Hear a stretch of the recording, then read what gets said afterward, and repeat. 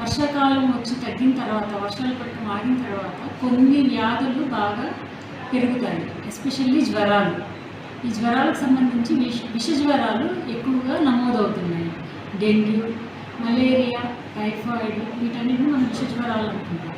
కొన్ని viral fevers, especially dengue కేసులు బాగా నమోదవుతాయి. వీటికి మనం ఏమేమి జాగ్రత్తలు తీసుకోవాలి? డయేరియా ఇలాంటివి కూడా చూస్తుంటాం. సో వీటికి తీసుకోవాల్సిన జాగ్రత్తలు ఏంటంటే, కాచి చల్లార్చిన నీళ్లు తాగడం డయేరియా రాకుండా ఉండడానికి, బయట ఫుడ్ని అవాయిడ్ చేయాలి సాధ్యమైనంత వరకు, ఇంట్లో శుభ్రంగా వండుకోవాలి.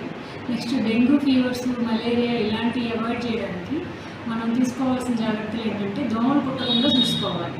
సో ఇంట్లో మనం మస్కిటో మెడిసిన్ కానీ, కాయిల్స్ కానీ ఇలాంటివి వాడుకుంటూ ఉండాలి.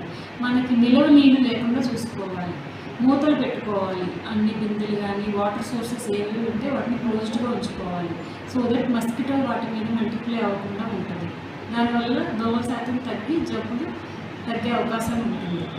అండ్ కాచి చల్లార్చిన నీళ్ళు తాగటం, ఉడకపెట్టిన అన్నం తినటం, పచ్చివి లేకపోతే రోడ్డు మీద దొరికేవి, డీప్ ఫ్రైడ్ ఫుడ్ ఇలాంటివన్నీ అవాయిడ్ చేసుకుంటూ ఉండాలి. జ్వరం వచ్చినప్పుడు 2 రోజులకి మించి ఎక్కువ సమయం వృధా చేయకూడదు. వెంటనే మీ దగ్గరలో ఉన్న హాస్పిటల్స్కి వెళ్ళి డాక్టర్ సూచనలు, సలహాలు తీసుకోవాలి. 3 రోజులు దాటిన వెంటనే జ్వరానికి బ్లడ్ టెస్టులు అవి చేయించుకోవాలి. మన హాస్పిటల్లో అన్నీ అవైలబుల్గానే ఉన్నాయి. అన్ని టెస్టులు అవైలబుల్గానే ఉన్నాయి. మలేరియాకి, డెంగ్యూకి, టైఫాయిడ్కి, ప్లేట్లెట్లకి, వీటన్నిటికీ. సో వచ్చి డాక్టర్ సలహా తీసుకొని టెస్టులు చేయించుకొని సకాలంలో వైద్యం చేయించుకోగలరని సూచిస్తున్నాము. అండ్ ఏమన్నా ఇబ్బంది ఉన్నా కూడా మనకి అంబులెన్స్ సర్వీసెస్ ఉంటాయి. వెంటనే హైయర్ సెంటర్స్కి మన పరిధి దాటినప్పుడు